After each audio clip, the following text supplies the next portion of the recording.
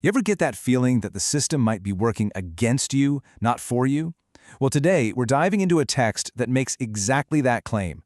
It's called Dismantling Capitalism, a call for intersectional liberation. We're going to unpack its core arguments to really understand why it's calling for such a radical change. Let's get into it. So, right out of the gate, the source pulls no punches. It opens with this direct challenge to the idea of the American dream. It's not just saying it's hard to achieve, it's framing the whole thing as a lie, an illusion built to keep people in their place. So how does the source even begin to build this case?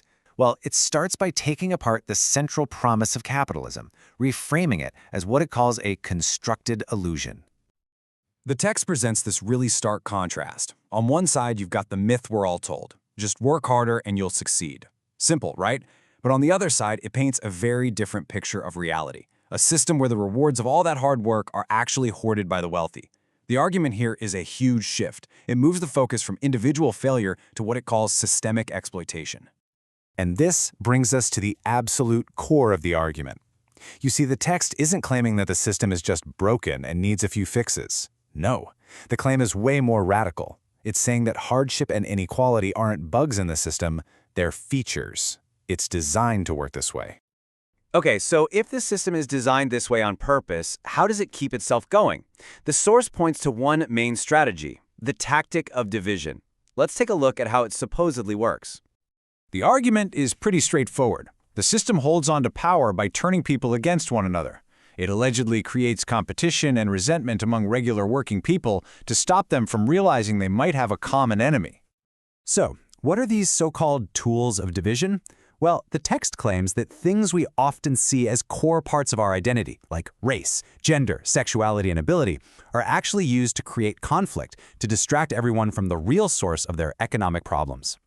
In this quote, wow, it really captures that idea of misdirected anger perfectly. The argument is that the system points our anger downwards or sideways at our neighbors instead of upwards at the economic structures that are profiting from all that division. So, after laying out the problem and the tactic used to keep it going, the source offers up a solution.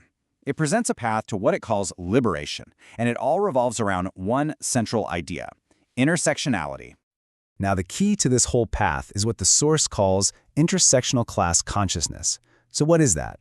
Well, the idea is that you can't just look at class in a vacuum. You have to understand how all these different systems of oppression, based on race, gender, and so on, all intersect and actually reinforce one another, creating even bigger hardships for people. And if you follow that logic, the source argues that economic justice is completely inseparable from things like racial justice, gender justice, and LGBTQ+ justice. The idea is that these aren't separate struggles. They're all different fronts in the exact same battle. To make this idea less abstract, the source gives some really concrete examples. It says, for instance, that a black worker dealing with racism and an immigrant worker dealing with exploitation are ultimately up against the same economic enemy, or that a trans person facing discrimination and a disabled person denied accessibility are both fighting the same systemic barriers. It uses examples like these to make a really powerful case for solidarity. All right, so how does this new awareness, this consciousness, actually turn into action? The final part of the text moves from theory to a direct call for collective action. The revolution, it says, begins right here, right now. This quote pretty much ties the entire argument together. Unity isn't just a nice idea, it's framed as the only strategic path forward.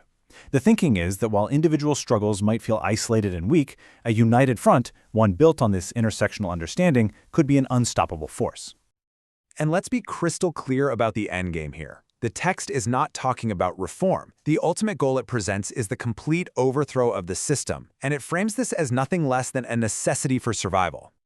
So where does a revolution like this even start? According to the source, it's not going to come from the top down. No, this movement has to be built from the ground up, starting in our communities, getting organized in our workplaces, and taking to the streets.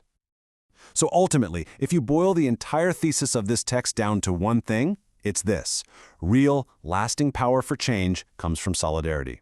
It argues that unity across the very identity lines that are allegedly used to divide people is the most powerful tool anyone has. The source makes a really powerful case for this idea of intertwined liberation. But it also leaves us with a pretty massive question. What does building that kind of solidarity across such deep social and economic divides actually look like in the real world? It's definitely a question we're thinking about. Thanks for joining this explainer.